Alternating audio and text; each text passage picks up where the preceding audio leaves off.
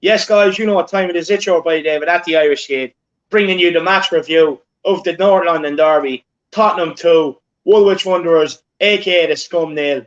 What a win last night. I'm so happy. But before we get into it, lads, make sure you like the video and subscribe to my channel.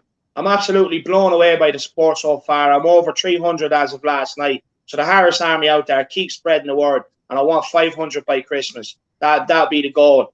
I'm bringing you very special guests today. It's two of your favourite people off my channel.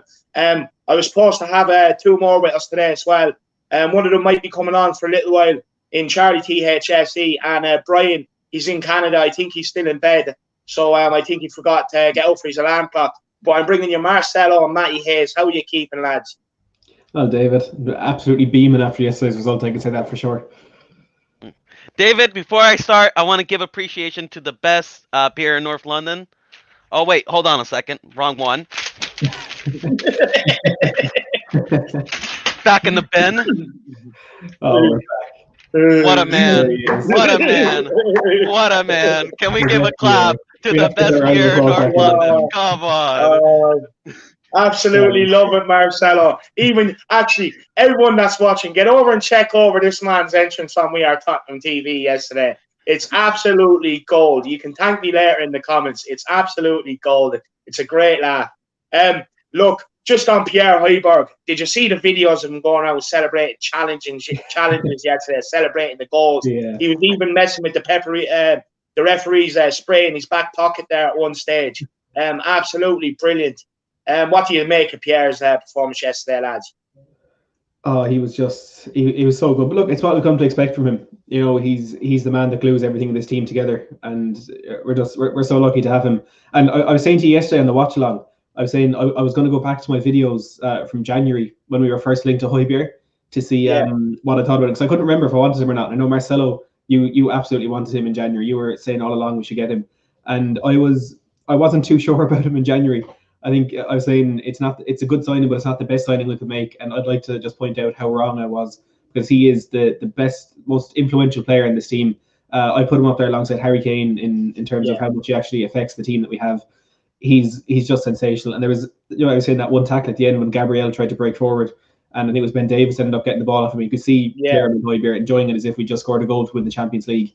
He's so passionate, and he has the talent to match it.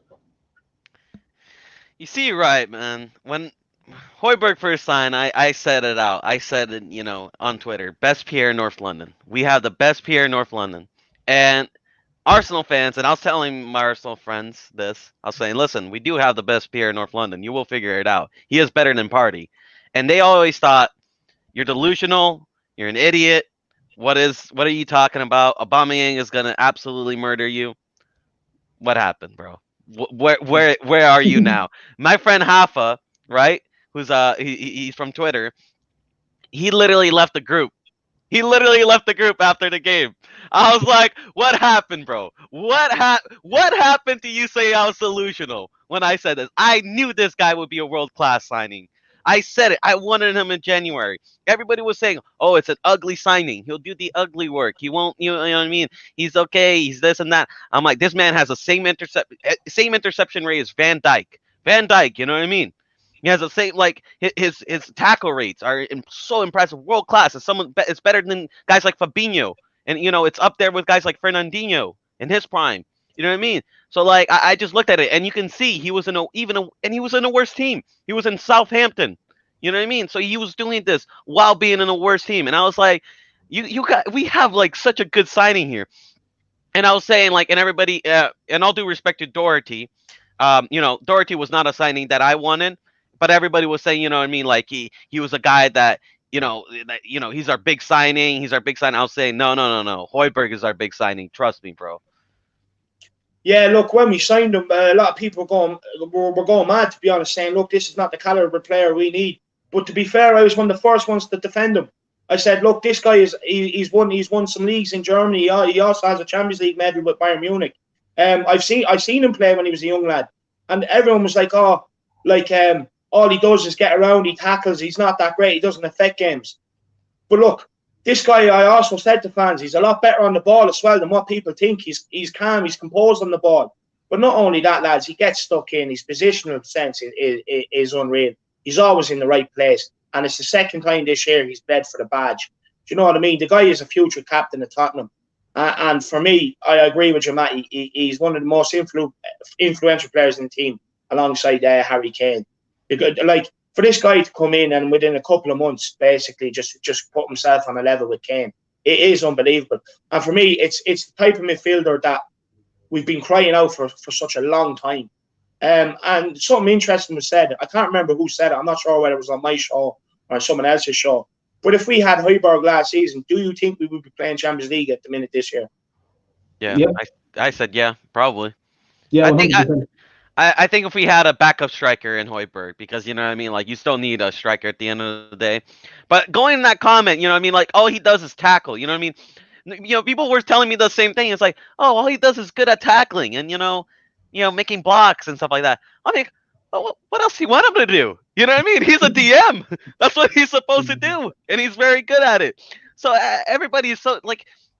Everybody in football are so delusional nowadays that everybody has to be this flary player. You know, they have flair. They have to be playing this tiki-taka system, you know, this nice, beautiful possession system. But, like, you know, I always take a guy that does his job well and does it perfectly any day of the week than, you know, flair. I don't, you know what I mean? Even though I'm Brazilian, but, you know, for me, like, I forget flair. I want pragmatism, you know what I mean? Yeah, like, you know, I've heard a lot of fans from opposition clubs in the last couple of weeks saying, "Oh yeah, he's a good midfield enforcer, but he's, you know, he doesn't influence the game like in possession. As much as he's better out of possession in making those tackles and those interceptions, he does influence the game in possession as well. Because up until before that Man City game, he had it was 75% of our goals in the Premier League had come from him making a tackle, interception, or pass. So he's the man. Not only does he stop the opposition attack, but he's the one to begin that transition and put us on a break forward. And as well, another thing that I don't know if I'd give the credit to him for it, but it's his presence in the team which causes it, is he gives so much more freedom to the players around him to break forward.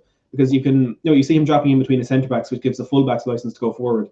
When we're in possession, if we're on the transition, he kind of sits a bit deep and he gives the chance then to Ndombele and Sissoko so they can break forward, knowing we have the security of one of the best defensive midfielders in the league sitting behind him. Yeah. So it's not just his stats and his numbers that we need to take note of. It's the entire influence that he does have on the team. Yeah, I fully agree with everything you say there. Charlie, have you anything to add to the Højbjerg, to what we're talking about Højbjerg about yesterday? I missed it, but I'm assuming you're talking about the brilliance of Pierre, the best Pierre in North London, proved yet again yesterday. And yeah, look, as me and David were discussing on my channel, he was literally that midfield general. You could see when like a tackle was made, just the way he celebrated it. Like he's done that a few times, and he did it again yesterday. And it's just what you love to see. He's such a leader. He's like, as Mourinho said, captain without the armband. And it's just something you love to see. And he was a massive part on why. And we beat them a lot yesterday. And you just love to see it. I'm really starting to love this guy a lot, Højbjerg. Yeah. He's quickly become one of my favourite players. Look, the guy was absolutely smashing Saka yesterday. I love to see it. Saka must have thought he was in the Royal Rumble there yesterday. He was getting that around that night. Yep. Every time you looked at it, the guy was on the ground. He's a joke. But before we move on, Matty and look, all of you actually, I'm more of a lad that likes to. I just go with what I see on the eye. But I know you like the stats. Have you any stats from Højbjerg from yesterday's game? I don't have the exact numbers, but I could get them up there very quickly. I don't know. One of you want to take this, and I'll have a look there for his personal stats. Yeah, I'll tell you the stats. You know what he did, bro? He went into that midfield. He looked at Party. He looked at Ceballos. He looked at all those bums and said, "You know what? I'm having dinner tonight, boys." That's what was the stats, bro. He absolutely had dinner that game. You can see it. He was enjoying every second of it. He was celebrating every tackle. He knew these men could not stop. That's the real reason why Partey went off yesterday. Yeah, he wasn't injured. He just couldn't deal with Pierre. That's the real. Rumor has it that the real reason Thomas Partey went off was because he just couldn't live with Højbjerg, and that's the only thing he could do to escape his pocket. So, man, speaking of that goon or twat, actually, Partey. Look, what a joke! I said it was a suicide mission going into the game if they play him because he was never going to be. He wasn't fit. That's the thing. They rushed him back, and it turned out to be the case. Look. I'm surprised it hasn't been turned into a meme yet of Arteta pushing him back on the pitch. Because look, he just didn't want to be out there. Højbjerg and Sissoko were too much for him. And Thomas the Tank Engine broke down at the end of the day. Yeah, look, listen, it was just pure. Like Arteta was absolutely naive that game, and you can see how little confidence he has in his own team. Because if you're putting in an injured player, you know what I mean, like an injured player, instead of like Ceballos or whatever, like these members saying Ceballos is better than Lo Celso, man. No, like that's can you believe that? No, can you believe that? Like, no, I'm serious. Like Arsenal fans were saying Ceballos is better than Lo Celso. That should tell you right there how little confidence he has on this team. What Ceballos done since he's got there, and it's cost them like 15 million in loan fees. Of course, Matt, transfer guru, gave the information to us at the time, saying people called the Reguilon deal a glorified loan, but yet even if they activate the buyback clause, which God forbid they don't, we'll still make a profit of 15 million with them. This is their second year they've had him on loan, and they're paying like wages and just other fees, and it's like 15 million. So. That's a waste on Ceballos, because I've said, what's he done since he's got there, Ceballos? Literally nothing. Also, listen to this. I think Reguilon is going to stay as long as Zidane is manager, because Zidane like he already said it. Reguilon is not part of his plan. That's why he's been loaning him out. That's why he wanted to sell him. But Real Madrid, they did the same thing with Hakimi. They always do this with their young stars, because they don't want to just sell them outright. They always add that buyback clause. Why did they sell Hakimi? He's good. He's brilliant, Hakimi. Exactly, but you see, right now they're looking to sell these players because they want Mbappe, and also Zidane. Hakimi and Reguilon were not part of Zidane's plan. They do not fit his system. Some reason. Well, I mean, just some players don't fit, a manager's system. And for Zidane, for him, Mendy and Marcelo fit his system a lot better. Mendy's a fantastic left back. And Marcelo also fits his system for whatever reason. But as long as Zidane is there, we'll probably keep Reguilon. And also, you got to remember, at the end of the day, Reguilon still has the decision to make. And, he seems to really be enjoying his stay here at Tottenham. So we got to also look at that. But the thing is with Reguilon, lads, right? If we do end up winning trophies this year, look, Madrid are starting to fall apart as far as I'm concerned. What's to say he'd want to go back? Yeah, exactly. Real Madrid have been dreadful. They lost to at home Shakhtar. to Alaves. They lost to Shakhtar in the Europa League. They're looking to be dropping down to the Europa League for the first time in their history. I've just got these stats here from Pierre-Emile Højbjerg, and I can assure you they were a lot better than I was anticipating. So he had 59 touches. 59 touches, which was the most of any Tottenham player. He had a pass accuracy of 80%, which was the highest of any player on the Spurs team who made more than one pass. The two highest there, Ben Davies and Lucas Moura, they made one pass each and it was completed. So Højbjerg, 80% of his 40 passes were completed. On the defensive side, he won 8 duels, which is the most in the team. And he committed a few fouls as well. He had 6 tackles attempted, 8 ball recoveries, 3 interceptions, 5 clearances, and 100% of his aerial duels were won. That is absolutely insane. Man of the match performance, without any shadow of a doubt. He's incredible. What did I say? He had dinner. He had dinner that night, bro. Those midfields could not stop Højbjerg, man.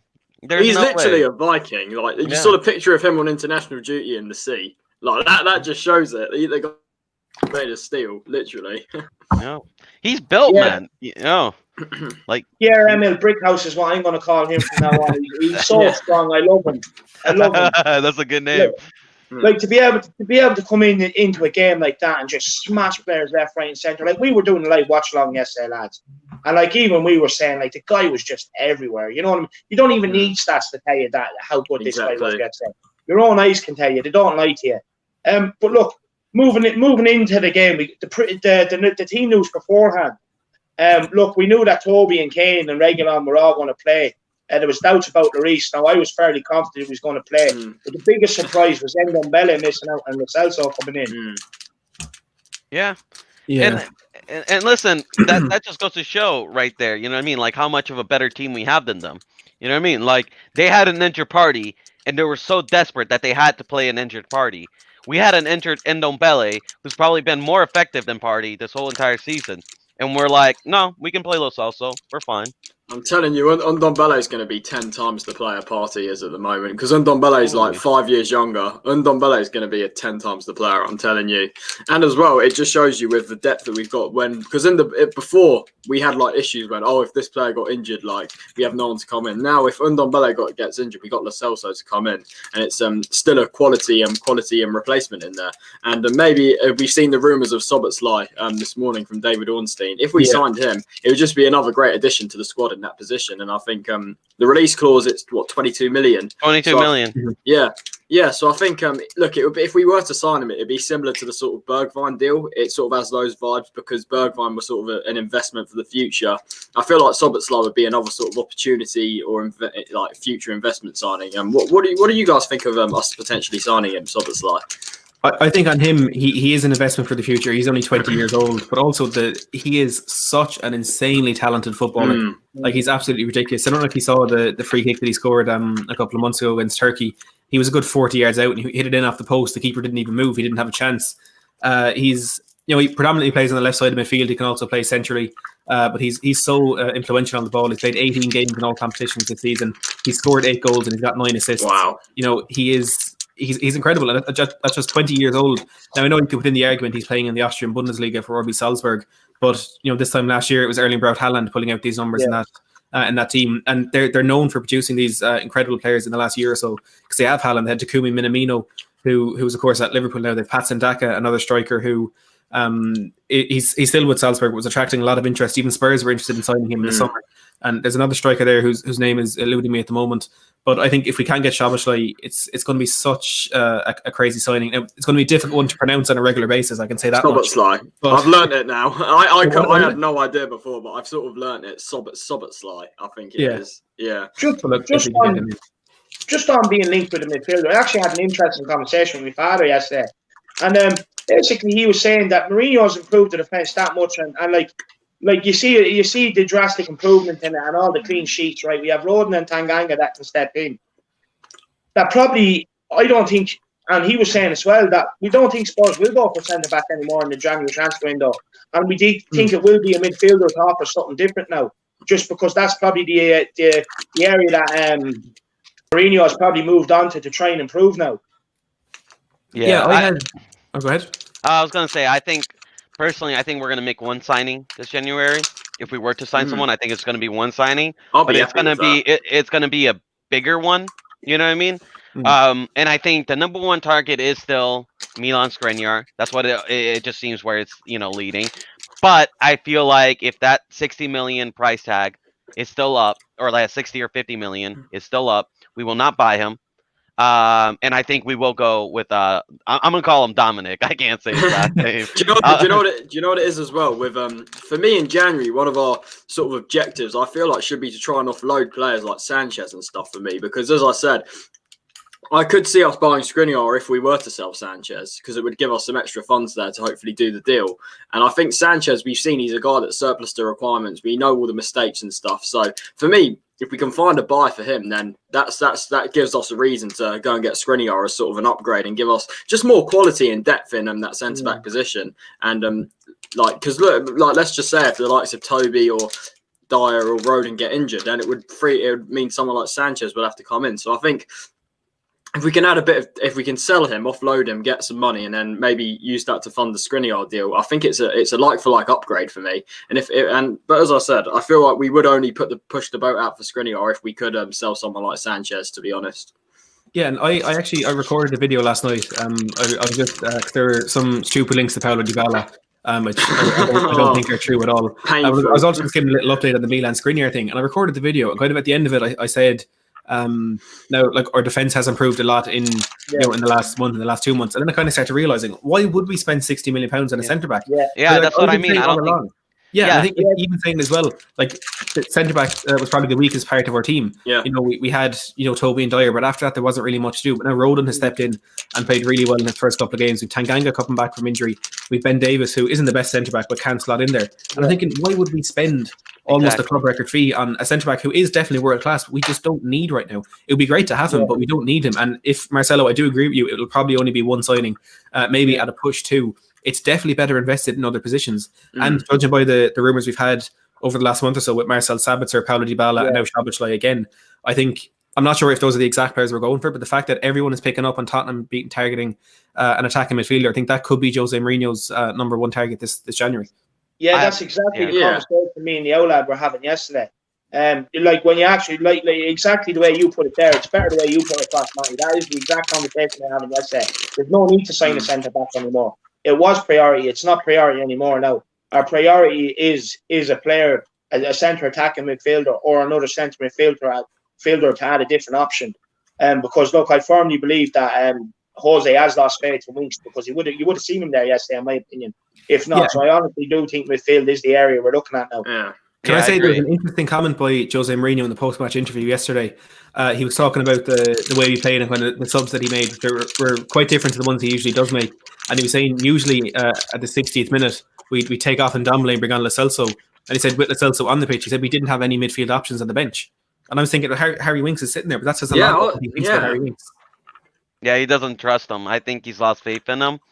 I agree with everything what David said, and I think we actually probably will go for a midfielder. I still think we will try to go for Skriniar, just because it just seems like a signing that Mourinho just really, really wants. He seems to really like Skriniar, but I think unless we get him for 25 mil, 30 mil, because also you have to think again, Skriniar has been on the bench this whole entire time. He's been playing this year. He's been playing a lot this year. Yeah, because. Really, I haven't seen him play very often. I mean, I haven't been keeping up with the Serie A, but like he also been benched a lot of times, by Conte. Last year and sort of the end of last season, he was into their sort of run to the Europa League final. He was on the bench and stuff. But as I said, as Matt was saying, the way our defence has been, there's no proper need. It's not a big priority to sign a centre back like Skriniar. But for me, as I said, if we were to get an offer for Sanchez, I'll definitely take it and then sort of get a like-for-like replacement in Skriniar in that sense. So that's what I mean. And yeah, like the midfield targets, I think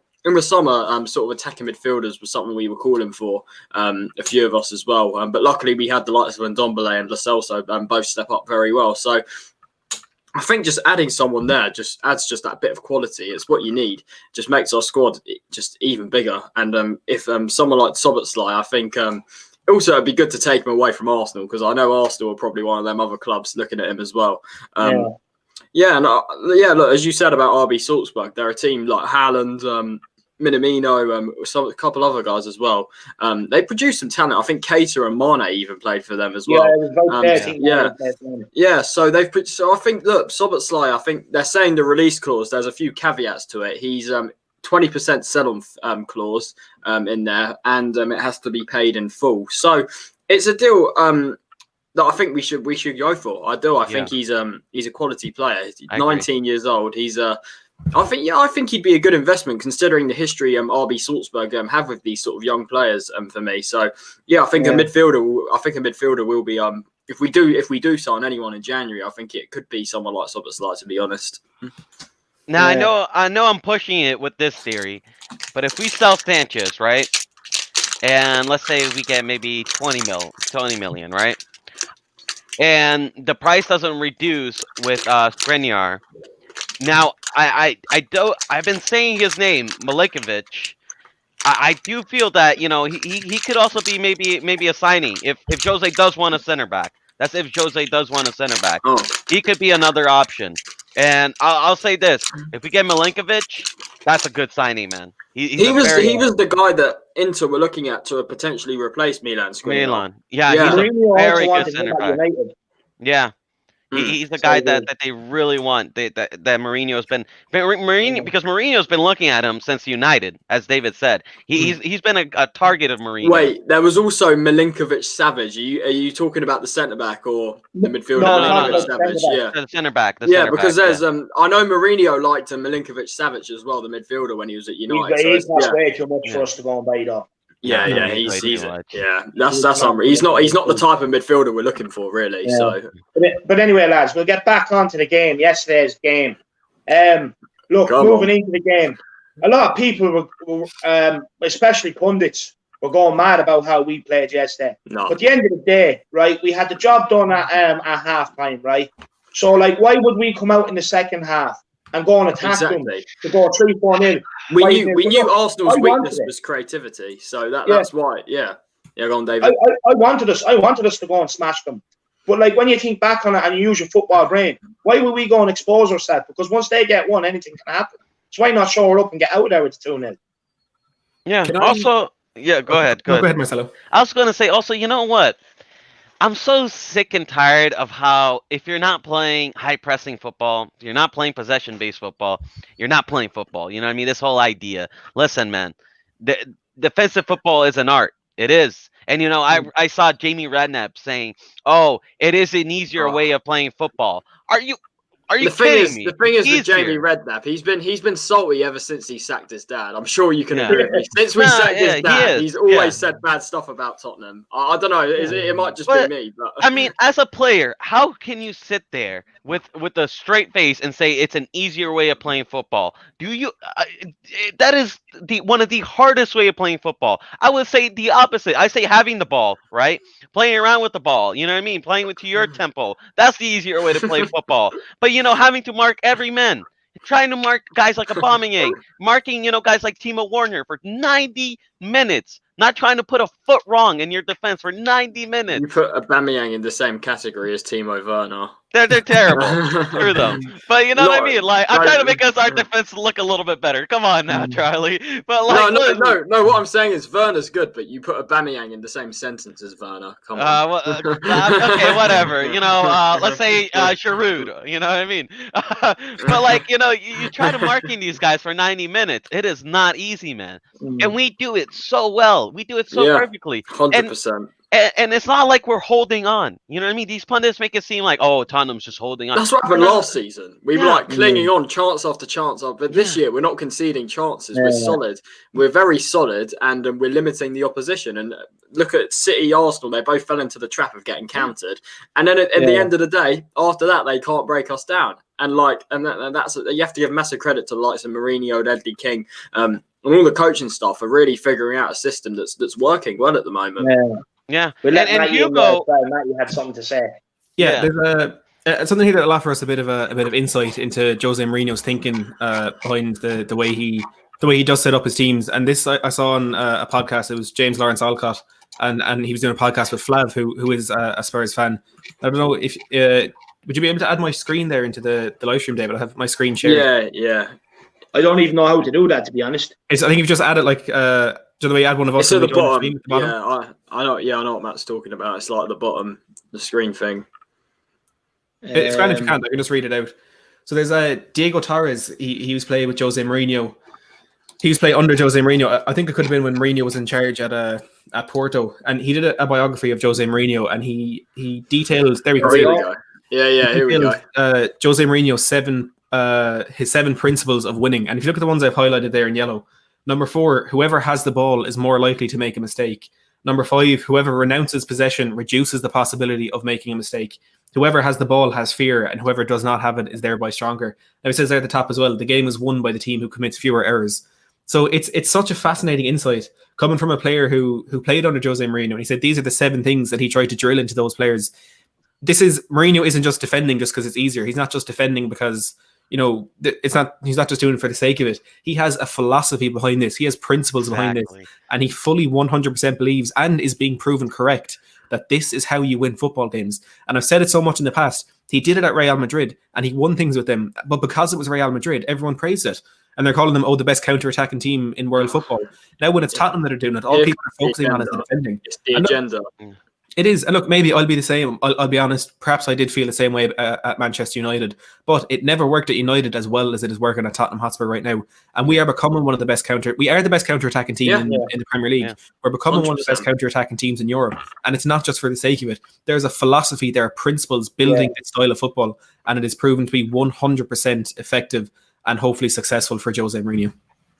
And to add to that point, Matt, to add to that great point Matty had, brilliant. to add to that amazing point, they say we play negative football. Where is that same energy to Arsenal, who have the same amount of goals as Ronaldo? Where is that same energy? They've conceded more than they've scored. Come on, let's be honest. We're like we have more goals. One of our players have the same amount of goals as our goals. And then they say we have negative football. And you know what? I saw Arteta's interview, and he was saying, "Listen, we dominated the game. We did this, we did that," and he was in denial, right, saying that we got lucky, right? But you know what? I saw a great comment. You know what Mourinho did to Arteta? You ever, seen a friend? He goes up to a girl, right? And he's getting her to laugh, and he's joking around with her, and she's laughing. They're having a great time, and he's getting her to laugh for about an hour or so. And then you see this guy with full charisma, with just the swagger. He comes in, and with 5 words, he steals that girl from you.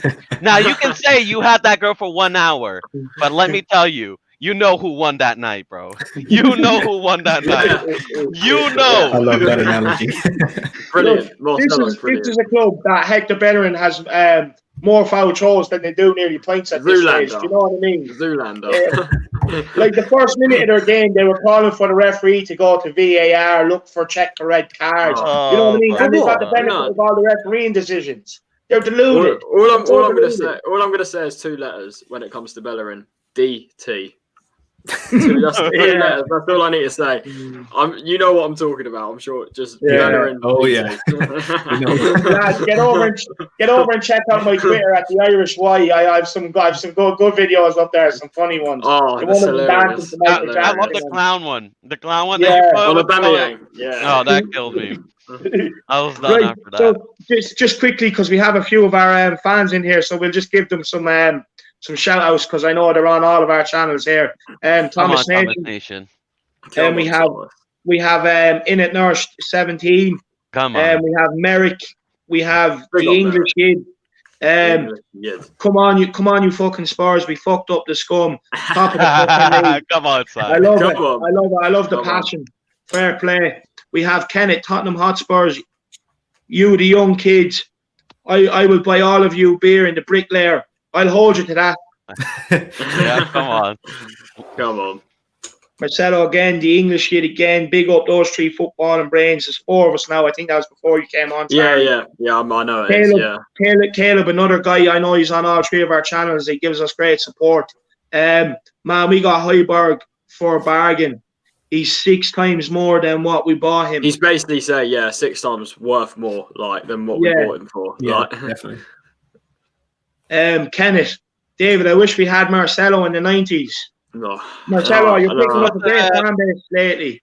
Listen, man, if we were in the 90s, I don't know, man. It'll be a little bit of a different tune. We weren't so good then, I'm glad I wasn't born then. That would have been tough. We have Lucas. We have Lucas Kretschmann. I hope I made a good go at that name for you. Has Marcelo analysed every aspect of the Welsh Maldini header after the corner from the scum? Hey, listen, I'll say this. That's 4 entrances from the Welsh Maldini. And 4 clean sheets. Listen, coincidence? I know coincidence. I think not, bro. Come on. We also have Aaron Binstead here. Good content, lads. Good to see. Good opinions.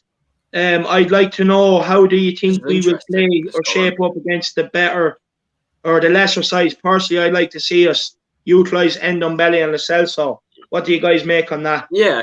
Can I say something on that? Because as well, we talk about, I think against the lower teams, we've seen it against Brighton, Burnley, West Brom. We sort of struggled at times in those games. And I feel maybe in those games, you sort of have to drop someone like Sissoko because he was brilliant yesterday. I want to give him credit before I say this. He was absolutely brilliant yesterday. He has been in all these big games. But I just feel against the smaller sides, when we have a lot of possession, he's just not, his role just isn't clear because he doesn't have the quality on the ball. So I feel maybe, I know it didn't work out too well on Thursday, but maybe we could see that midfield 3 of Højbjerg and Ndombele, Lo Celso against the lesser teams because they're 3 players that Lo Celso can come in who's better in possession.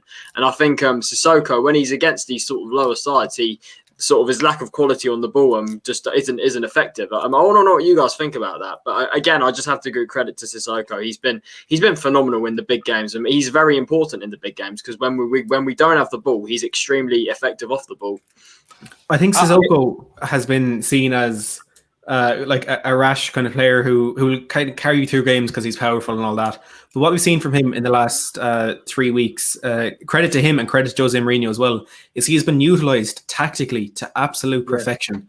He really, really has. And David Marcelo, we were talking about it yesterday. He's been absolutely outstanding. He's always in the right place at the right time. And as much as that is down to his awareness, it's down to Jose Mourinho as well, knowing where to put him. Like we saw it against Manchester City. In that 4-3-3, they had Bernardo Silva pulling out wide on the left, and Sissoko was there every single time. Against Chelsea, it was Timo Werner dropping into the half space, and every single time Sissoko was on him and he was stopping him. And I haven't had a proper look at the game yesterday, but I know what Arsenal were trying to do down the left-hand side is they were pushing Saka on. They were pushing Tierney on, Xhaka was dropping in, and Aubameyang was cutting inside. And I would imagine, if I do look at it, we'll see Sissoko was doing the same thing and covering that half space there, which takes players out of the game. And the fact that he was brought in as this powerhouse, the one who, he might grab the ball and he'd run 100 yards of the pitch, not because he's good at dribbling, but because no one would be able to stop the force of him. He's now been turned into a defensive player who's so important to us, and tactically, he is brilliant. 100%. Yeah. Look, this is a player I've been on all your channels, and I've been saying this for a long time. Even before some of the other Spurs fans started coming on and saying about Sissoko, I've always been on about him, the way he does the dirty side of the game, he gets stuck in. And it's exactly what we need. Like, he's probably one of the most popular players in the dressing room. They love players like that. Every team needs a player like that. Marcelo, I know you have something to add there. No, I was going to say exactly, but also with the smaller team thing, I think if we lose Sissoko, because if you look at these smaller teams, they're more physical, and then, they're more dirty. So if you lose Sissoko, it depends which smaller team. Well, if you look at teams like Burnley, even West Brom has some, some giants, and So it's just like you need a guy that's physical. You just need someone like that in the midfield, and Sissoko is an absolute tank. He can also be a defensive unit. So I just feel like he's just important in general. Yeah. But I will say this: in the last game, when we saw that partnership, with Højbjerg, Lo Celso, and Ndombele, we didn't see it to its full potential because of the back line we had. The back line could never get the ball to the midfield. As well, and that's due because Sanchez is just terrible at the ball. And, obviously, what was it? Doherty had a horrible game. He had a stinker. And, Davies just not good enough. So I think maybe with a back line between Dyer, Toby, Reguilon, and, Aurier, that's a much better back line, better at passing.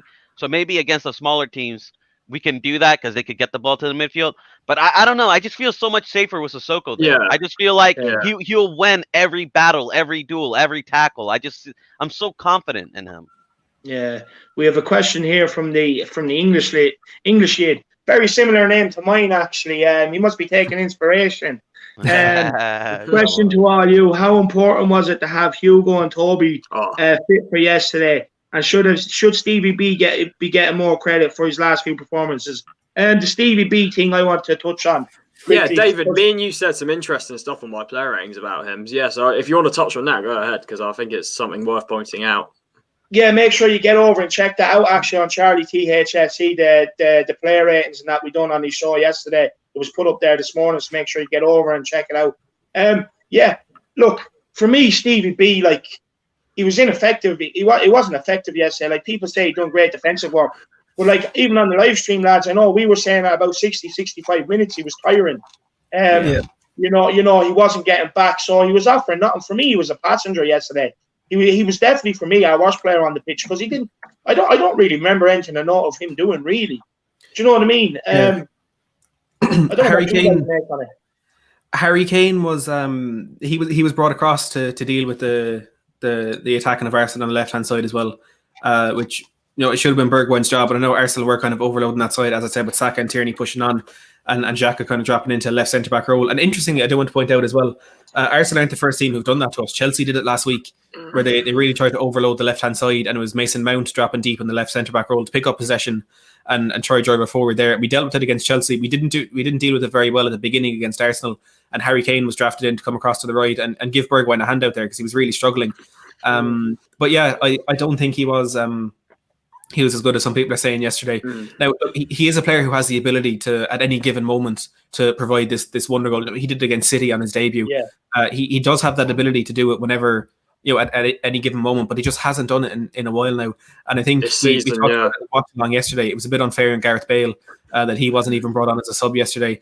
But just talking about the way they're dominating down or the way other teams are targeting us down our right hand side, Bergwijn is failing. I want to touch on a question there from in at Nurse where he says thoughts on Aurier's performance. He's absolutely exceptional. Incredible.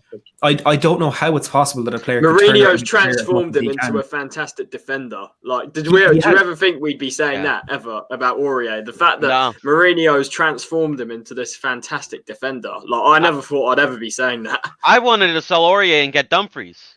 That's how much I was so done with Aurier, man, because it was like 2 seasons of the same mistakes, and I'm like, come on, man. But then like he had these performances, and even in the beginning of the season, you can find an interview of me saying, like after the West Ham game, I'm like, you know what, just put Taganga at right back. I don't even care anymore. You know what I mean? Like, bro, like I'd rather play Taganga at right back. But then, maybe even Sissoko, if you remember that experiment. Listen, I was so sick and tired of him, and that was like a couple games ago, and now he's like absolutely became this fantastic right back. I don't know what happened, but he just stepped up his game. It was fantastic. It's funny. I talk about the Sissoko experiment. I'm not sure if you guys remember the Davinson Sanchez experiment at right back against, I think it was Arsenal and Olympiacos, I think. Yeah. Didn't go very well, did it? It was literally an experiment. That's what it was. Yeah, I do want to mention as well, I was having a chat with a friend yesterday. He's a United fan, and he was talking about how impressed he has been with Spurs, but he made the point that it's not entirely sustainable the way they're playing at the moment. Like Son has an expected goals this season of about 3.5, and he scored 10. And I doubt you'd find a player in world football who's outperforming his expected goals as much as he is. Harry Kane has an expected assists of about 4, and again he's on a 10 assists. You probably won't find a player outperforming it like that. But it also comes back to Sissoko and Sergio Aurier, who, look, again, they are exceptional. They've been exceptional these last couple of weeks. It's the best form I've ever seen them in a Spurs career. But we can't expect this to continue the whole way through the season, because we're going to go through a bad patch. But also, this is our very good patch. This is the best we've played in I don't know how long. And this isn't going to be sustainable. There's going to be a drop-off in form eventually. It just depends on how far back we do fall. But I feel as though where we are in the table now, the way we've been playing, there's going to be that confidence that could carry us through. But I think we do have to remember these times when Aurier, his performances aren't as good as they are now. Same with Sissoko, same with almost every single player in the team, because it's going to happen. Son is going to go through a dry patch of about 3, 4, 5 games. We can't expect them to sustain this level for the entire season. But for now, I'm absolutely loving it. I'll say this: I felt like even in the games with West Brom and Brighton and everything in those games, from what a lot of people were saying about our form, we weren't in good form in those games. If you really think about it, you know what I mean? Like the West Broms, like the Brighton, those games. You know what I mean? Like the Burnley against low block opposition, which is something we've seen over the years. Even in like peak Poch days, we always had a few problems breaking down like very low block teams. So maybe that's what it was. And listen, like Kane and Son, they didn't particularly look fantastic that game. You know what I mean? Those games. But the thing is, with Jose, right? It's basically like the philosophy he mentioned. The team who makes the least mistake wins. Because at the end of the day, Son and Kane, they're just quality players. And if you hold out long enough and you give them enough chances, at one point in their time, they're gonna nick it. They're just gonna, because they're just too good.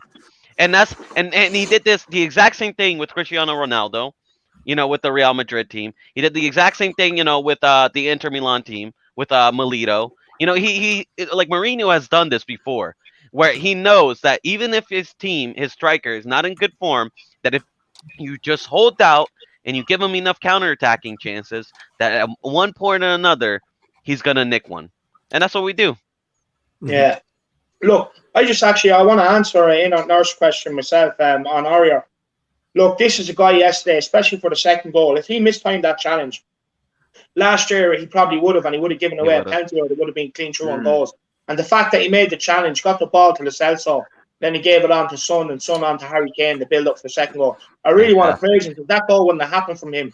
You've seen how quick we turned it over from defence to attack. And this is a guy that has, for me, really stepped up his game. And we can trust him now. We can fully 100% trust him. Because his defensive side of the game was what was lacking. I was at the point last year where I would have rather seen a 16-year-old thrown in there do you know what I mean? Just rather than seeing him play, because he was really getting on my nerves. Like, he couldn't even kick a ball. I was looking at it, I was like, how did this lad even get a professional contract? Right? But now, in fairness, he turned it around, and he's solid this year. Even my old lad was a hater of him, and even he turned around to me last night and said, yeah, look, I'll give it to him. And I was surprised, because if he has an opinion on someone, that's it. Like, he doesn't really change it, but he changed it. I couldn't believe it. So yeah, this guy was amazing. And I also want to give Reguilon credit as well, lads, actually, for his burst on the outside for Son's goal yesterday. Yeah. Like, that was very unselfish play. He created that room and created the move for Son to be able to cut inside and have that shot. And what a goal it was, lads. I've seen that goal about 1,000 times now, man. It's over and over again. That's one of the greats, North London derby. That's the best one since Kane's one, I think, at the Lane. That's the best one since then. I really do think so. It was that good from far out. I already said it. That's probably my favorite Sonaldo goal. You know what I mean? I know there was the Burnley one, but just because it was like the derby, and and it's such a screamer. Just put Arsenal to bed. Can I say that Son goal against Burnley was actually scored 1 year ago today, but it's also nominated for the Puskas Award. So make sure every single Spurs fan get over there to the FIFA website and vote for Son for that Puskas Award for last year. Yeah, he absolutely deserves a Puskas for 100%. That one. Oh, he does. Yeah. That was fantastic. I mean, he's such a good. Listen, I've been saying this about Sonaldo, man. I've been saying it. He's one of the best winger in the league. He is. At the moment, he's the best. And even beforehand, when Kane would get injured, he was the guy that always stepped up for us. You know what I mean?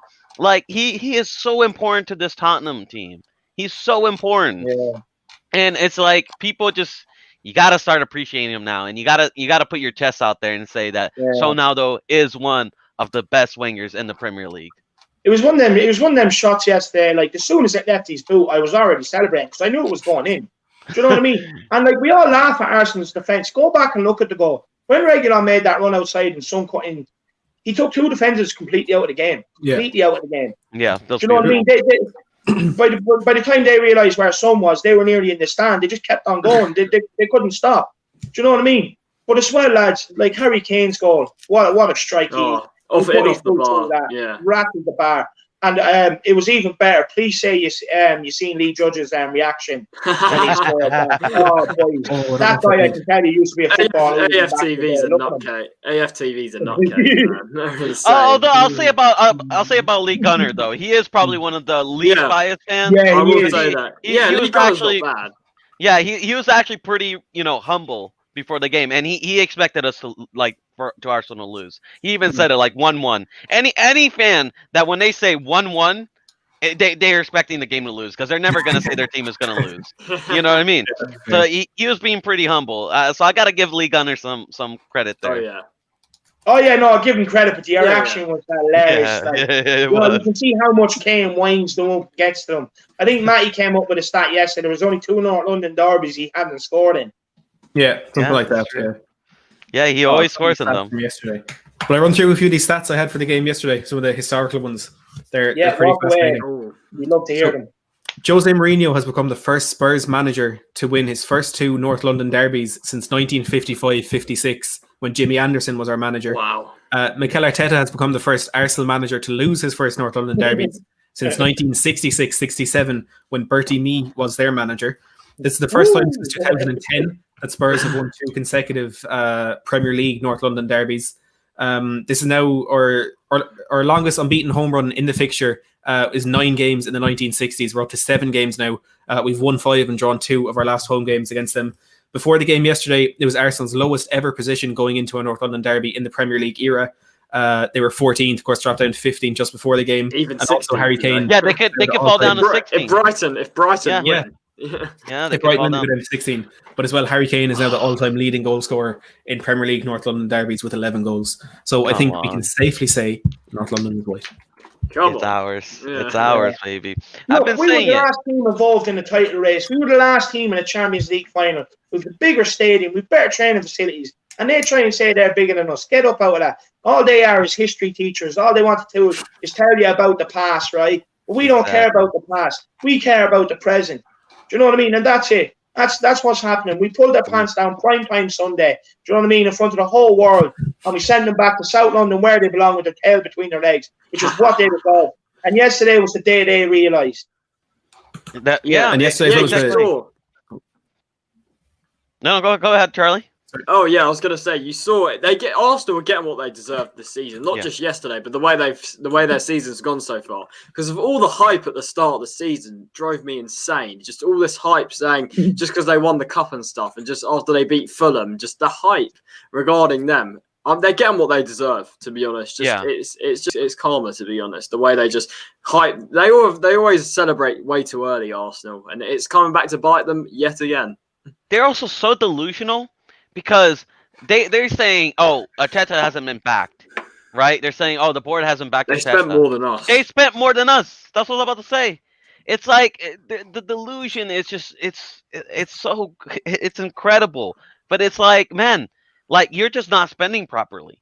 You know what I mean? I'm so glad we have someone like Levy who has a plan, who knows what he's doing. I know people get on Levy's back, but Levy is a man with a plan. You know what I mean? When we sacked Poch, even though I did not want to sack Poch, I thought his time at the club was done, but I was willing to give him time. Mm-hmm. But like, you know, even when he sacked Poch, you see right away, boom, Jose Mourinho, one of the best managers of all time, done. When they sacked their manager, when they sacked Emery, they had to get what Lombard, right, as interim. They had to get an interim management. They had no plan. It's funny because at that time they were the ones that all their fans were crying out for Poch. I'm just like, come on, Poch. He can get much better than that. He can get much better jobs than that. To be honest, they're so desperate. They say, "Oh, we don't want to be like Spurs," and then the second Poch is out of the job, they're like, "Oh, give us Pochettino, please." And do you know what it is? Do you know what it is as well? Apparently, we're irrelevant. Apparently, we're a small club. Apparently, we're this, we're that, we're that. But hang on, we just beat them. If we just beat them yesterday, and if we're irrelevant, why are they obsessed with us? You know what I mean?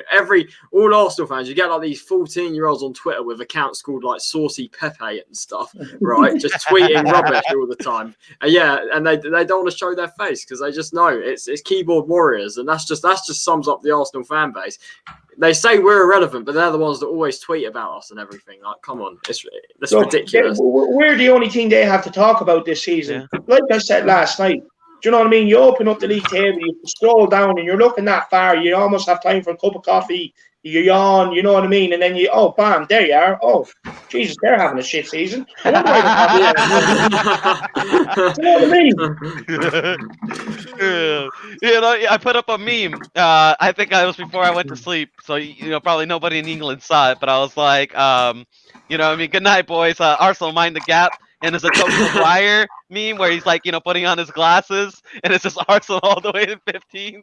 Because you really have to put your glasses to find them nowadays, bro. It happened in the live watch long yesterday. Remember, I got up the table and completely accidentally I showed the top 14, and Arsenal just weren't sitting there. They weren't there. Even on the huge computer screen, you couldn't see them on it.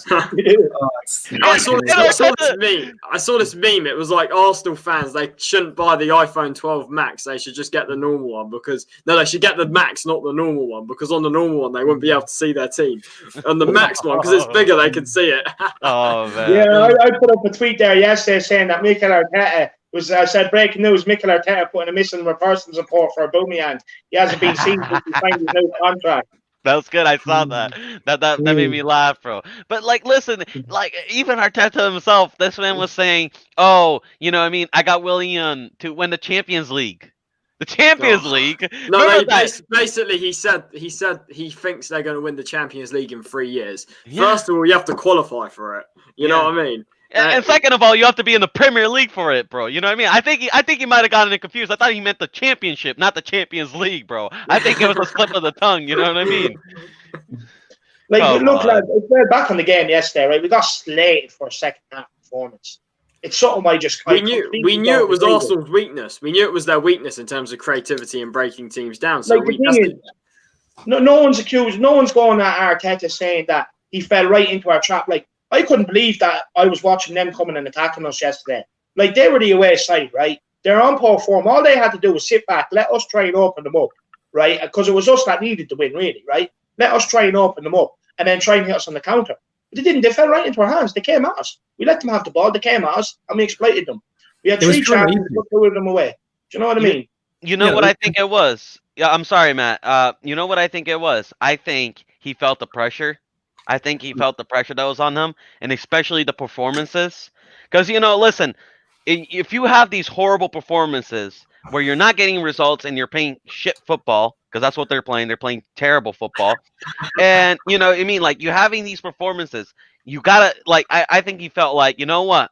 I'm gonna go there, try to put in attacking performances. If I win, right, I look like a genius. Now, if I lose, I can go there and say, you know what? We dominated the game. We did this. We did that. Right. And it's like if he went to the Tottenham Hotspur Stadium, sat back, played a defensive football because they can't defend. You got to remember they can't defend. And Yeah. you have Kane and Son just sending balls at their, goal inside their goal line, and we score and we dominate them.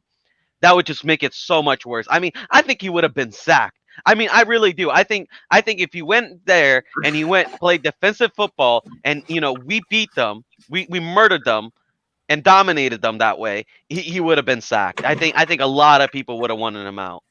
I think a lot of it from Arteta was just naivety. Because I said it going into the Chelsea game, or one hope going into the game against Chelsea was that Frank Lampard would be naive and he'd try and come out and attack Mourinho and try to prove a point, basically. And I said if Chelsea did do that, we'd catch them on the counter-attack and we'd beat them. I wasn't expecting that from Mikel Arteta. He's someone who's been an assistant manager to Pep Guardiola for quite a while. He was himself a really intelligent player when he did play. I was not expecting that from him, and it was a huge I will call it a mistake, because what Chelsea did, Chelsea managed to find that balance between trying to cause us problems, but also being defensively solid. And I thought Lampard absolutely nailed that, and credit to him. I mean, I despise the man, but credit him for that. He got his tactics right in that game. But last night, Arsenal, look, to be fair to them, they were decent in possession. And they exploited what I think is our one weakness, which is when you overload the wide areas, getting those crosses into the box. As again, I was talking about it yesterday, Chelsea managed to exploit that at the beginning of the second half when they had Ziyech coming in narrow and Reece James finding that space down the wing. And I also said, Arsenal will do the same, but Mourinho will find a way to counteract it. And he did, because they were overloading the left-hand side with Saka and Tierney. As I was saying, Xhaka dropping deep and Aubameyang going in narrow. And Mourinho straight away spotted that, and he had Kane coming across. So Arsenal did find that one weakness we had, and they tried to exploit it. But you just can't. There's no better tactician than Jose Mourinho, and he managed to nullify that threat. Couldn't break down the brick wall. By the naivety of Mikel Arteta actually trying to come out and play football like that. Yeah, Especially agree with it. Yeah, I mean, but I do think that's why he did it, though. I think because I just feel like he knew that the performance had to pick up, and he had to start playing with a more attacking style. Because, look, listen. In the end of the day, that's what Arsenal are known for, right? You know what I mean? They're not known. They're known for as a club that plays attacking football. And under every Wenger, time they played better football than they do now, and they all wanted him out. Like, you know what I mean? But that's just the way they play, and I think he knew that if he goes out there, especially in the derby, he sits back, and then we dominate possession, and then we win the game, 2 or 3-0. He knew that he would get so much more hate because now he has an excuse. He has somewhat an excuse. Look, for me, I just think he was very naive. Again, I agree. Like, I just think he was very naive. Me personally, I couldn't believe what was unfolding in front of me. Like, if that was us, Mourinho would have no problem going out and stinking out the Emirates and basically waiting just to make the game 1-0. He's going to do it against Liverpool. Do you know what I mean? He has no problems doing it. Mikel Arteta, like, the thing is, even for about 60 minutes, you think he would have played a game of chess tactically. And like Matty was saying, they tried to exploit some of our weaknesses and overload down the side. But at the end of the day, when you have Kobe and Dyer in there, 2 man mountains who absolutely just clear everything. What a performance from these 2 guys yesterday. Brick wall, 100%. You know what I mean? They didn't look shaky at all. They just cleared everything. Do you know what? So it just goes to show how good we were defensively yesterday, in all honesty. And I thoroughly enjoyed sitting there and watching the second half, watching them try and break us down and them getting more and more frustrated because they couldn't do it. I was loving it. I was loving watching how we defend with the low block. And like Matty was saying, Harry Kane coming across and Mourinho bringing on substitutions to affect the game tactically as well. I thoroughly enjoyed it. So I don't know where these people are going saying it wasn't a great watch. Yeah, I put out a great meme. We were Tottenham TV this morning. They were doing the meme show, I guess, for Arsenal. And I don't know, Stephen A. Smith is, right? But he's one of the American pundits, and there's a clip of him going like, you know what, we don't care, and that's basically what I said, to all those pundits that said, oh, we play negative football or it's ugly to watch. I'm saying, you know what, bro, we don't care. I'll take the 3 points any day. You know what? I'm enjoying being top of the league.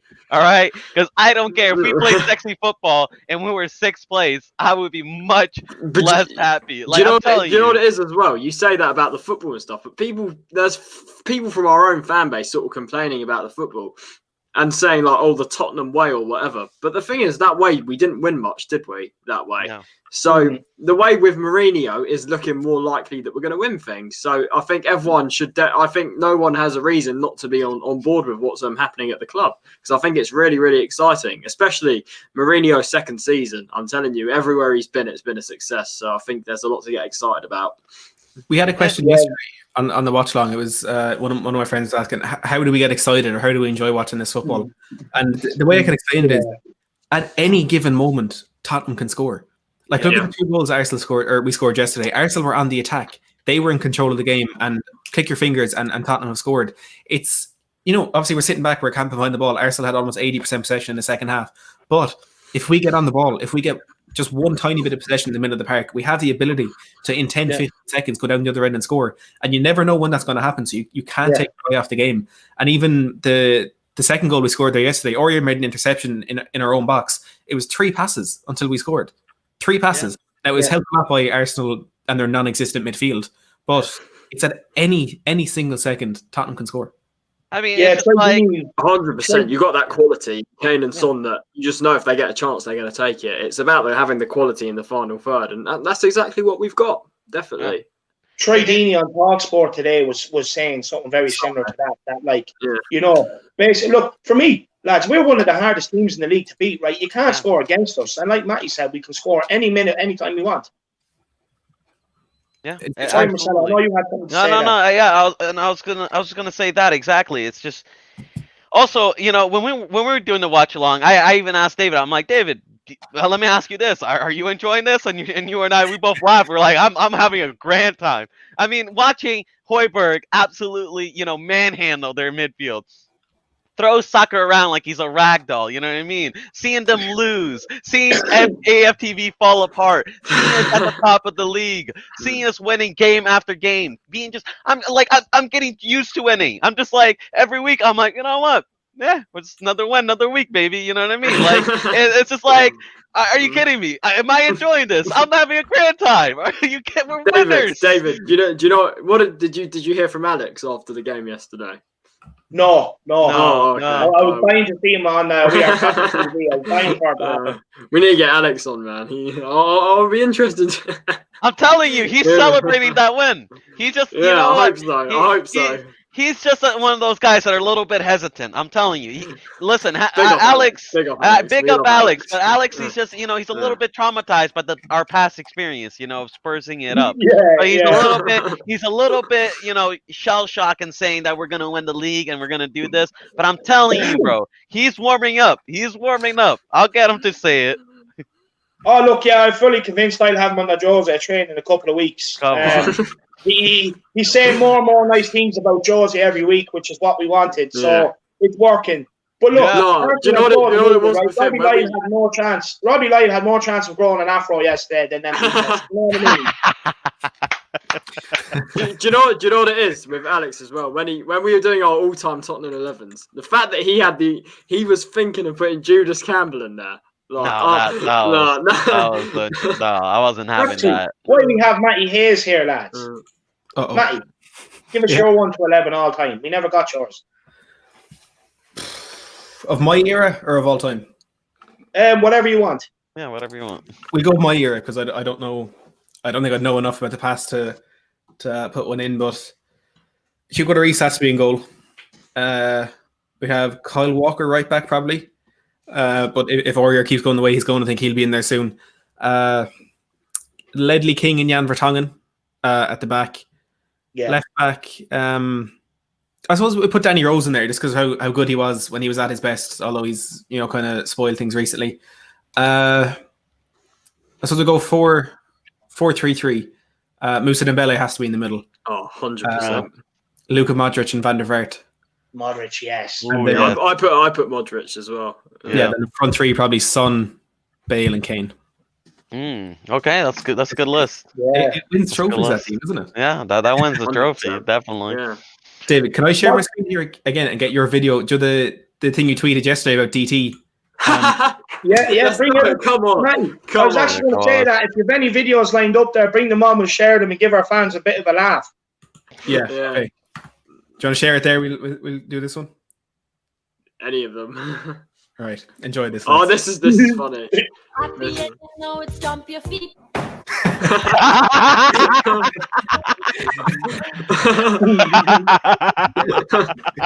You know it makes you happy and you know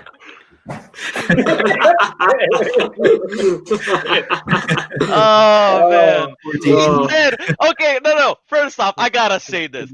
I know This whole week, Arsenal fans, even Tottenham fans are calling me delusional, saying I can't believe you're saying Arsenal has no chance. I can't believe you're saying we're gonna win 3-0. I can't believe you're saying this is an easy game. And then the DT has the goal, the absolute audacity to say that Arsenal would beat us 4-2. 4-2. Has these men even scored 4 goals this season? That's what I want to know, bro. And these guys, and they call us delusional. Oh. Tottenham fans, we have won almost every game. We've been top 16s. These guys can barely beat Leeds. You know what I mean? They barely can get a result against Leeds. That's their level. They And could have they beat had- Leeds.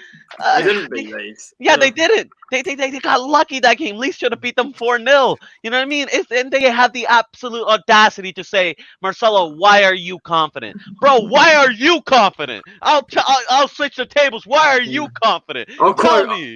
Mark Goldbridge here. DT's in my pocket. He is, bro. Quoting Mark Goldbridge. I See, couldn't We're believe losing referee in DT's head now today. There's a thing recently about Aston Villa's form. It's their last 5 Premier League games. They've lost 4 of them. They've lost to Brighton. They lost some really poor teams, but just sitting there in the middle is a 3-0 win at the Emirates. And I just love to see it. And their worst form of the season. It's amazing. Love to see it. Look, Arsenal are a joke at the minute, right? They never backed Arteta in the summer. The club's sucking the money out of the club. The Yeah. fan base is toxic, right? Look, for me, the players, no matter who you bring in there, they're just not good enough. You're not going to get, look, you might get a bit better out of them. You're not going to get much. And they've turned Aubameyang into Lord Bentner, so that's perfect as well. So, look, they can't score. They don't score enough goals, and they concede more. So, it's, and actually, this is a question I put out, and it seems to be banded around a lot now, but I was the first one to put it out. If we beat them convincingly, will Mikel Arteta lose his job? And everyone's talking about it now. What's your thoughts? Personally, I want him to keep his job. I want him to give him an 8-year contract like Newcastle did with Cardew that time. And I want you to still trust the process, because I know, look, they've become very they're not trusting the process today. They're very angry. But look, just trust the process. Get back on board. It's what we want. Listen, I said all the pressure's on Arteta. Most of the pressure. You know what I mean? If we lost that game, we were still in the title race. We weren't out of it. You know what I mean? 1 win and 1 loss against Liverpool. We're right back on top. And now you're feeling it. I said it. You know what I mean? If he loses this game, he's going to feel a lot of pressure, because guess what?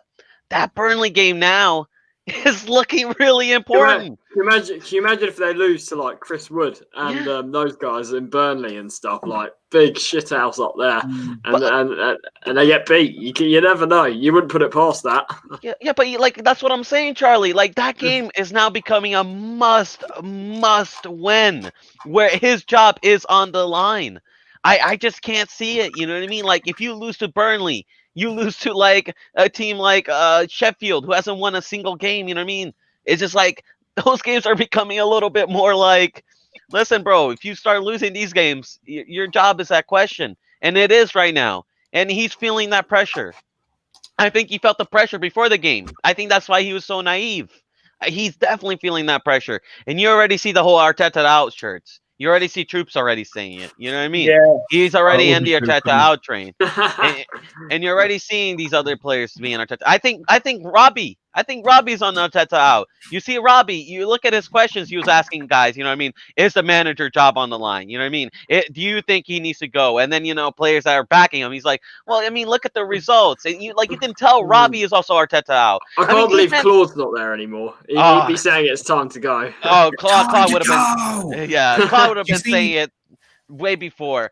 And I'll just say this last point. It's just like these men sacked Wenger, right? And Wenger brought these guys years of glory. The way they treated Wenger trophy. was appalling. The way they treated Wenger I thought it was disgraceful. The way they treated Wenger. And they sacked him. One of their best managers. I actually don't blame their fans for the way Wenger. To be honest with you, I blame the board. They held on to Wenger way too long. At the end of the day, what do they expect the fans to do? Keep paying €2,000-3,000 euro a year for a season ticket to turn up for the same shit every day, every game. The main problem with Arsene Wenger was when he came into Arsenal, he came into English football, everyone's saying he was 10 years ahead of his time. He was 10 years ahead of everybody else. And I think that was true, which is why he did have a lot of success in the late 90s, early 2000s. But what happened was he never changed. So by the time they sacked him in 2017, 2016, he was 10 years behind. And if you're looking at I think a good way to judge, look at Mourinho coming into Tottenham, Ancelotti going into Everton, and Arteta going into Arsenal. It was all around the same time that happened. Look at the difference of where these teams are right now. Tottenham, top of the table, a completely unrecognisable team. Arsenal, also an unrecognisable team for the complete wrong reasons. And Everton, they're not in the best form at the moment, but they've improved their squad massively. So if you're comparing those three together, which I think you should, because I think it was within the space of 2 weeks that all those three managers came in, Arteta is failing, and he's failing massively. And I'll say this, look, I think, I know Ty is delusional, but I think he did have a point. Ty's just a broken record. But honestly, I think when it came to Wenger, he did have a point. He did really have a point. He said it to these guys. He said, look, the board is not backing Wenger. He's getting these players, and he's doing the best he can with them.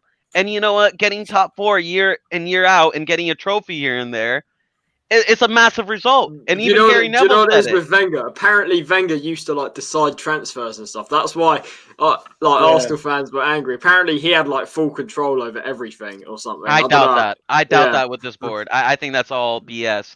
And you know what? Looking back at it, what Wenger did with that squad, with the people he had, getting top 4 and getting an FA Cup, year in, that's looking very impressive now, bro. Because they look like a relegation side. Yeah. Just one last time there for a sec. Share the screen. Yeah, just one more time. Yeah. Perfect. That's the best one. The Sky Sports one. There's Ty thinking he's in the team. Matty, do you have the one of him giving out to the steward? No. I can try. I've never seen that. I have to see that. David told me about that. I haven't seen that. Why try it if you can get it? This is priceless. Did you hear him yesterday over there as well? Why is the referee smiling and laughing with his son? The guy, he's so delusional. You know what I mean? Referees are allowed to have a smile. Sometimes it's part of managing the game as well. Yeah. Do you know what I mean? He got mad that a referee fist bumped one of the Wolves players. He got mad. He was like, "Oh, what is that? What is that?" Well, they fist bump every player. Wait, one sec, guys. I need to go. I'll join back in a second. I just got to sort something out. Just have me back in a minute, David. Yeah, no problem. Yeah. But exactly, the referees fist bump players all the time. They fist bump in the beginning. You know what I mean? It's I don't know who you're talking about. There's no conspiracy here. You're just shit.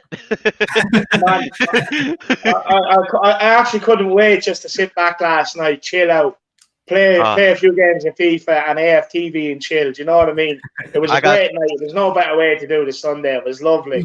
I got so drunk, man. I just watched AFTV and I was drinking wine. Wine and cheese all night, was it? Yeah, wine and cheese all night. Oh, it was fantastic. How did you celebrate, Matty? I went to bed early. I was exhausted. I didn't do too much. I stayed up for match of the day and then just went to bed. I had to watch the highlights of it. Hardworking man, Matty is. Hardworking man. One day you will be a pundit for us. We actually have a question here from John Fitzpatrick. I want to answer because this is a guy that does throw me a lot of support and we talk regularly.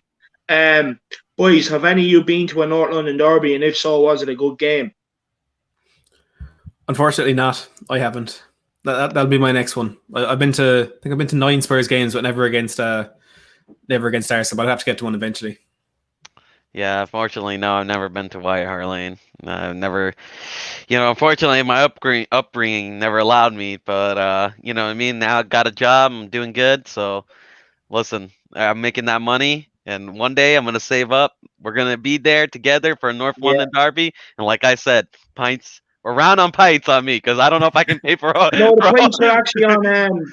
The points are actually on Kenneth Tottenham Hotspur. He said if we get over, it's a free night on him. So All right, perfect. Your You're gonna have pocket's to pay a saved. lot of money, bro. You're gonna have to pay a lot of money because I'm a big drinker. yeah, I've actually had the privilege of going to one.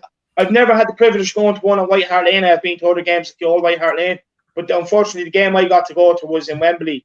And look, it wasn't a game we actually played well in, but it was 1-1, and it was the game where Hugo Lloris saved the Aubameyang's penalty last week of the game. Oh, fantastic! And we were just above the Arsenal fans, and because look, when they got the penalty, the whole ground went quiet, and they were there jumping around like silly little baboons in his mood. Do you know what I mean? And they were irritating me.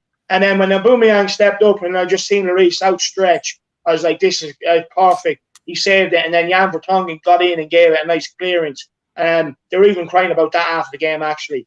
But yeah, look, they couldn't wait to get out of there then because we were just absolutely pelting down abuse and songs at them. They couldn't wait to get out of there. When the same things happened to me, the last time I was over at Wembley. It was the week we played Leicester on the Sunday and we Borussia Dortmund on the Wednesday in the Champions League. We won both of them. I was at the two of them, but when we were playing Leicester, I think we were 1-0 up, and they brought Jamie Vardy on. But the very first thing Jamie Vardy had to do was take a penalty, and he walked on the pitch, just grabbed the ball straight away, was walking over to the penalty spot. The Leicester fans started cheering. They were absolutely convinced he was going to score it, and Lloris saved the penalty. It was amazing. But I have that video of him with the steward there. If you want to share it now, Charlie's back. Yeah. Do it. I have to see that. I can't wait for this. 1 second. This is going to be class. I have to see this. I'm pretty sure the audio will be on it as well. Right, we ready?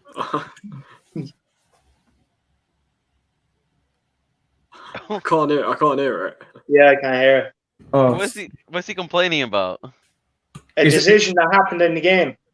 can you not hear it at all, or is it just quiet? No, I can't hear it at all. Okay, let me try one more time then. Let's have to take it out and put it back in there. Yeah. Charlie, yours. I believe you're a season ticket holder. Yeah. So but we had a question there from John Fitzpatrick, all the way from Australia. He's actually Irish, but living in Australia, about a derby game. Do you want to tell him about your experience? Well, North London derbies. Yeah. Look, I haven't been to many. I've been to a couple. I've been to the more recently the 1-1 at Wembley, the last one where we had fans. David, I know you were there as well. And I haven't had a season ticket for too long, so I haven't been to too many. I went to as well. The last two I went to were both of them at Wembley. The two I've been to, the 1-0 win and the 1-1. So look. Of course, at North London derbies, the atmosphere is just another level to what it is on a normal game. Trust me.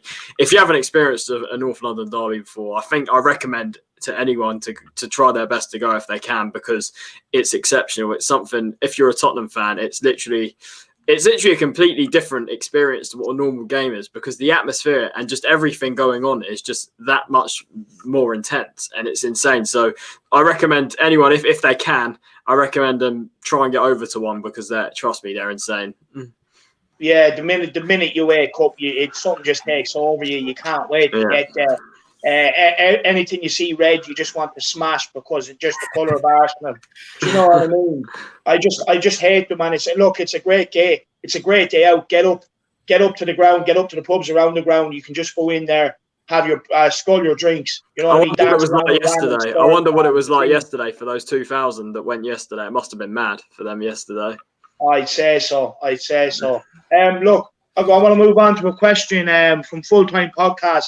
They're flirting with me, actually. They're giving me an unsubscribe, a couple of comments, but they won't get me on. They need to get me on. I've been on their podcasts. I started in their podcast, and I know who they are. But if you want to get on, I know who runs it. It's a good couple lads. You get on and you put the pressure on. You tell them to get me on, Marcelo. I will. Also as well, guys. 5 p.m. I'm doing my fans review show for the Arsenal game. So if any of you want to hop on, just go ahead, because I like having you on. Yeah. Just Marcelo, if you want to hop on, just click the link in the description of the stream once it's done. Yeah, Matt as well. If you can, make sure to hop on. David, I know David will. So yeah, I'm just pointing that out to you guys. I'm just yeah. taking a day off, relaxing. You're going live at 6 as well, aren't you? Yeah, I'll be live at 6 for my. 6. Yeah, I'll be at 5. So I should be. Yeah, I should be done by the time Matt goes live. All right. But the question, Spurs fans, which teams are you scared of in the league? Sorry that I had to read that for you, David. I know that's your job. No, work away. I'm happy to let. Look, I prefer to sit in where ye are and someone else where my picture is. But, so make yourself at home. Go ahead.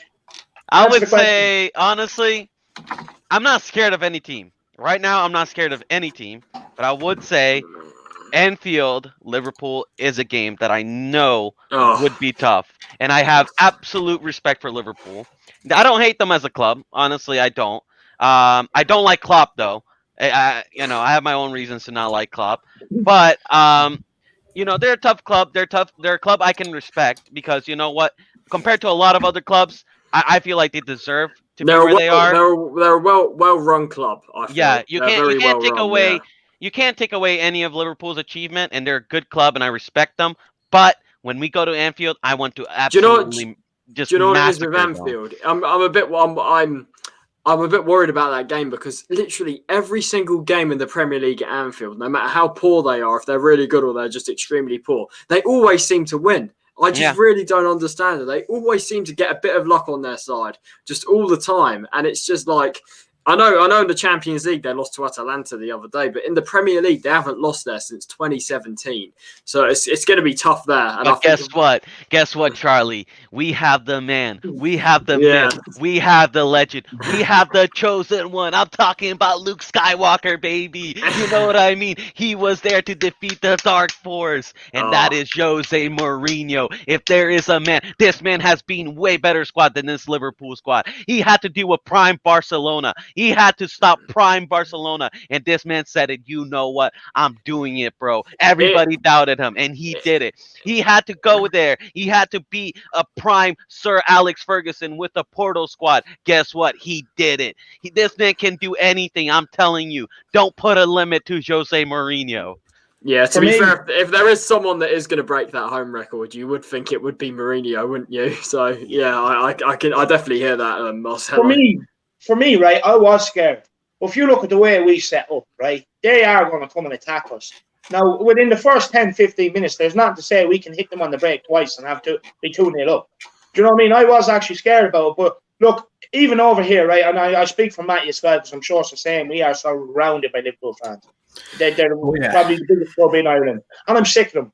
I'm absolutely sick of them. Do you know that Irish Liverpool fan who was the guy with the Salah Mane song, whatever it was, with the thing? Oh yeah, lad from Cork. Yeah, from Cork. Yeah.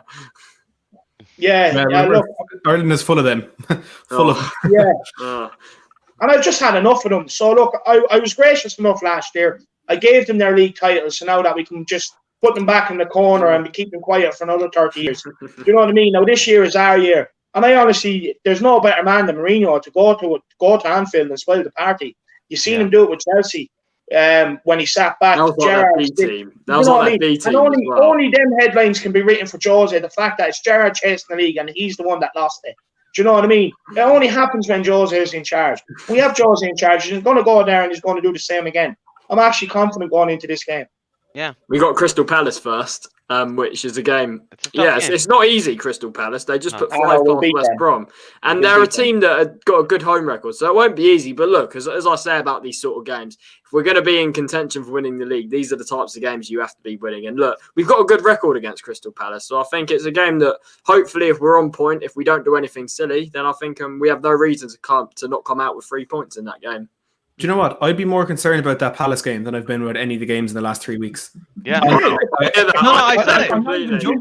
Matty, I said it. I agree. Yeah, that City game, it was the most confident I've been going into a game this season. I was absolutely convinced we were going to beat them. I knew we'd get something at Chelsea. And last night was just 3 points. We all knew that. But I'm really concerned about this Palace game. It's the type of game that we would lose. I'm actually really I hear that. I actually hear that because it's just being a back one sec there, lads. I said it with We Are Tottenham TV. I said it, bro. I said, look, listen, Palace is the real London derby. Like Palace is the real London derby, and everybody was laughing at me. Yeah, now they're above Arsenal, and listen, Palace, they are an inferior team to us. Like man to man, they are an inferior team. But what I see with them, with Roy Zaha's Hodgson, on fire this exactly. season. Zaha's on fire. 7 goals already, yeah. Yeah, Exactly. It's more than he had the whole of last season. And what I see with Roy Hodgson is, okay, maybe it's not the prettiest football, right? But it's a philosophy that he has, and he's not a naive manager like like Arteta is. You know what I mean? Or Roy Low block. Hodgson, yeah, That's the thing. he's a But very we- experienced manager. So I guess that's it's why we okay. worry. That's why we were sort of more nervous for that game, because it's coming up against a low block team, which we've seen that sometimes we can struggle against. But if we do get an early goal, then I think it changes the game completely. And I think We have a great record against Palace. I'm not worried about we losing do. that game. But look, as Matt said, it's a game where we have to try and break them down. I'm hoping that we can do that, and without getting hit on the counter with the likes of Zaha and Eze and stuff. So look, as I said, it's a game. If we're on top of our game and don't make any mistakes, I expect us to come away with 3 points in that game without a doubt. Do you know what really impressed me about Crystal Palace last night or yesterday afternoon? Aside from the fact that they put 5 past West Brom, which we struggled to get one there. I know that the red card for Pereira helped, but in the last minute they were 5-1 up. They were pressing really high. They were winning the ball back in the West Brom half. They were looking for more goals, but they made one small mistake at one stage, possession deep. They lost the ball, and West Brom almost created a chance for it. And Roy Hodgson was furious. It was just one little mistake at 5-1 up away from home. It's the most they've ever scored away from home in a Premier League game. One mistake. Oh, really?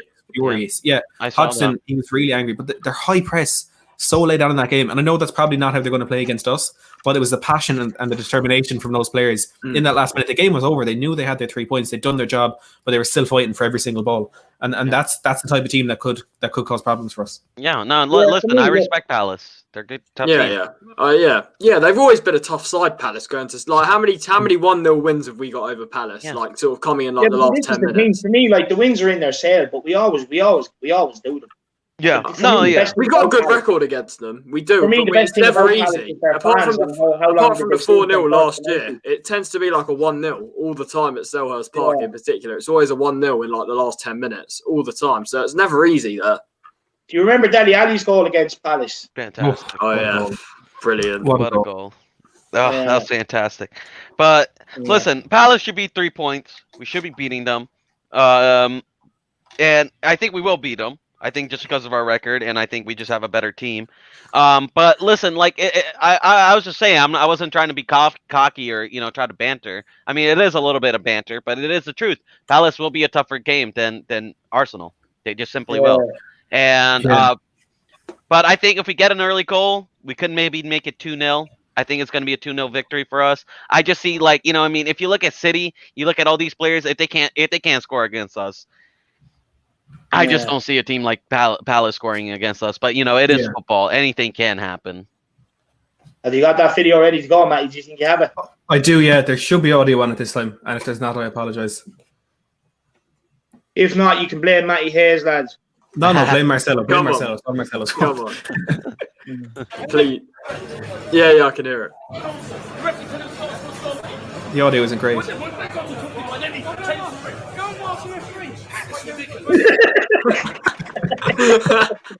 Why is he getting mad at the steward for? Because the referee made a mistake.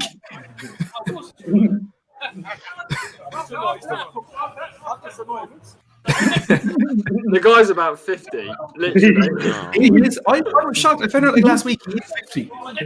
Yeah, Man he is is actually 50. 50. Yeah. He speaks like a 10-year-old sometimes, literally. Just some of the comments he makes. Like, The steward can't believe it. I love I his absolutely intro. love that. He's going, for anyone that can't hear it, he's going mad at the steward for a referee decision that happened in the game. And the steward's basically saying, I'm a steward, what do you want me to do? Go and ask the referee. I absolutely love it. It's hilarious. That's the level of delusion we're dealing with. I love his intros, you know what I mean? Like, obviously, the Black Lives Matter thing isn't funny, you know what I mean? It's a good message, but it's just always funny when he's like, all he goes on for it for ages. Yeah. It's good. He goes just goes on for it for ages. I just love it how he's like, Black Lives Matter, and then he looks like Harry Kane. You're a cheat. You deserve to Yeah. be relegated. That You know what I mean? Mopey, that Like was on Brighton. Mopey. Yeah, And I then know, off but the like, back- you know what I mean? He just goes on and on and on. Like he goes like all serious, sending a positive message, and then right away he's like, "Listen, there's a referee conspiracy against us." You know what I mean? It's just so funny. No, it's brilliant. Look, he's one I actually get a good laugh out of, to be fair. Like, He's you so know what I mean? funny. And he's probably one that I'd probably sit there for hours and talk football with him about, because he'd have some stuff and he's that deluded, he'd wind me up. I'd have to not leave until he gets what I'm But the telling thing him. is, the guy's about 50, and did you see him at the under-23 game? He's about 50, and he Yeah. argues with, like, I don't know how old they are, but they were like a lot younger. And like he argues, he finds time to argue with them. It's just ridiculous. Like he'd argue with anyone. He'd argue with like a 10-year-old kid. Literally, he would. He'd argue with anyone. He'd argue with a rock. Let's be honest. But anyway, look, lads, it's been a pleasure. I think we'll leave it there because I know we're all busy. We have things to do before Charlie's show and Matty Hayes' show. Make sure you look out for them and tune in as well, and also give their channel a like and subscribe. And as ever, thank you to Charlie, thanks to Matty, and thank you very much to Marcelo. I really appreciate you giving up the time, and I know the people watching and putting in the comments there do as well. So thank you very much. Have you anything to add just before we go? I'd just like to say, make sure to go down and smash that subscribe button and get David Harris to 500 subscribers Big up, by Christmas. David. No one deserves it more. Go down and smash subscribe. Yeah, 100%. Big up, David. Always enjoyed talking to him. It's a pleasure coming on as always. And also, mind the gap, Arsenal. Mind the gap. Come on, you Spurs. DT's in my pocket. You heard it there first. Look, it's a show I thoroughly enjoyed. Thanks very much also to Matty for the videos, for giving us a good laugh. And yeah, like he said, make sure you like the video and subscribe and get me to 500 subscribers before Christmas. I know the power of the Harris Army out there, and you'll get it done. I have full faith in you. Come on, Spurs, and in Jose we trust. Roll on, Palace. Come on.